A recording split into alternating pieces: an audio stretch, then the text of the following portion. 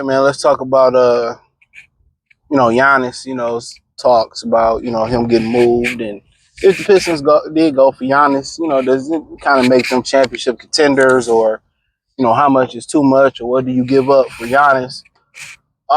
Just a whole universe of things. I mean, you got Giannis and Cade, and only thing I think you got a couple of obstacles when you start talking about Giannis and Cade.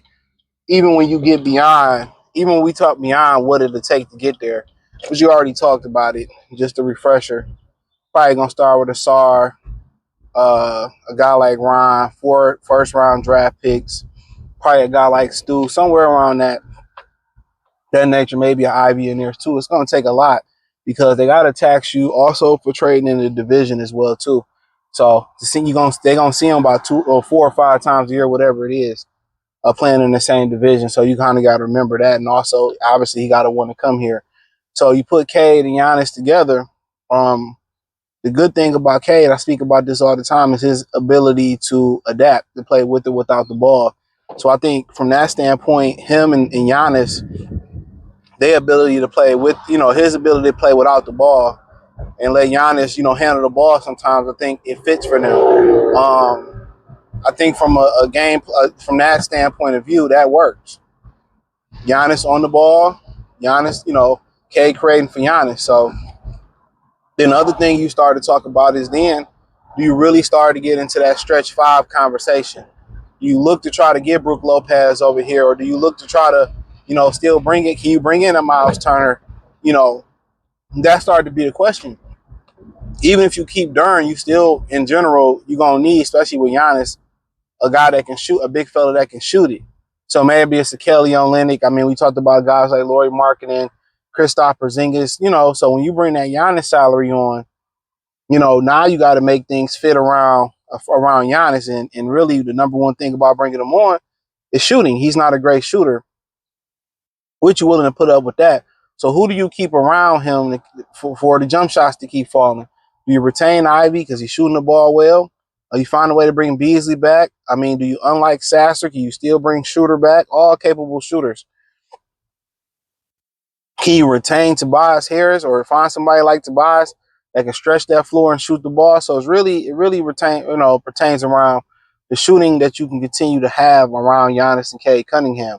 Both willing to play defense. So really it's just who you can retain around them. Shooting becomes at an even more premium when you bring in a guy who's not a great shooter. You know what I'm saying? So that also becomes an issue. But he's a pretty good defender. He can, defend on the ball, off the ball. He can create. So really the whole shooter thing, now you got another guy that can come in and run the offense a little bit. So, but what you willing to give up, you know what I'm saying? But what can you really retain around them? What could you put around those two guys? Also becomes the question. So if you bring in a guy like Booker, guess what? You really ain't really concerned about a stretch five because you bring it in and knock down shooter. So you go out there and you bring in 9 shooters. Now it complicates some things. I think from that aspect, the point of view, and then just in general, if you're talking about moving on from Tobias Harris outside of this trade, because Giannis can defend his position, then you start to talk about who do you get to be able to defend the position at the level that Tobias Harris can defend that position. So there are conversations to be had. You know what I'm saying? So, but the biggest thing is just the players that you can retain, you can put, or you can retain around Giannis. And are you willing to go into the luxury tax? I think Tom Gore's tearing up that trade or tearing up that Monty Williams contract. I think that's a rhetorical question. I think we all know the answer to that. So, yeah, I think we all know the answer to that. So, but yeah, that's what you ask. You bring a guy like Giannis in there, and it's some little bit trouble in paradise and shooting the ball. You know what I'm saying?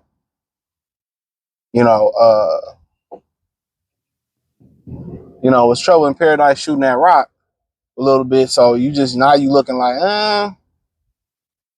you know what I'm saying? Now you looking like,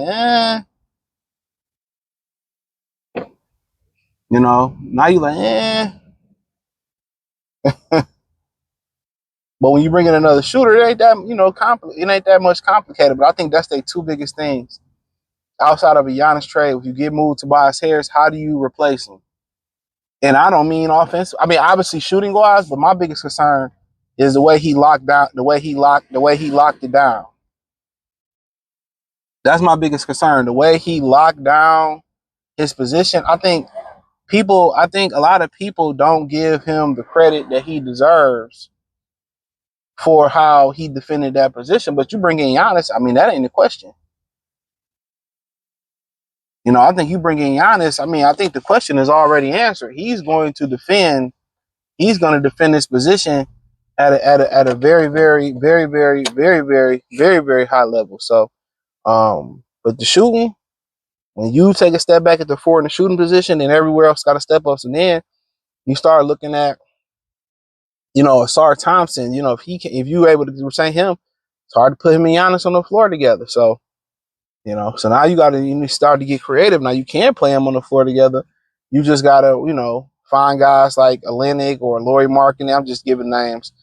Porzingis that can give you some minutes at that five position, or that can shoot the ball. So you got to start finding guys that can knock down shots. You hear guys, I'm talking about bringing in Sam Hauser and things of that nature. So you got to start, figuring that out. You got to start figuring that the shooting aspect of it out, man. So that's one thing when you talking about bringing in guys that struggle to shoot the ball, they don't shoot it at a high clip.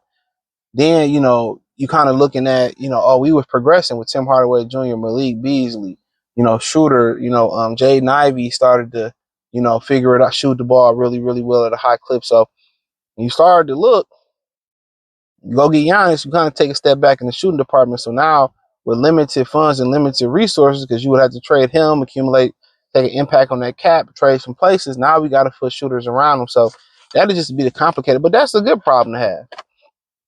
That's a good problem to have. If you got to deal Dern and get somebody that can kind of be more of a shooter, then you got to do that. But it just seems like some of the rumors you hearing is that they pointing to trading Dern, and that's why the Lakers was pushing so hard, talking about trading for Dern. They know he may be on the move, so the Pistons are instead of really getting the big fella that can control the paint, they looking for more and more shooting. So I don't agree with that. I don't think 7-footers should be at the 3-point line. They just so less effective, and you're seeing it. They're so beta now, but different story for a different day.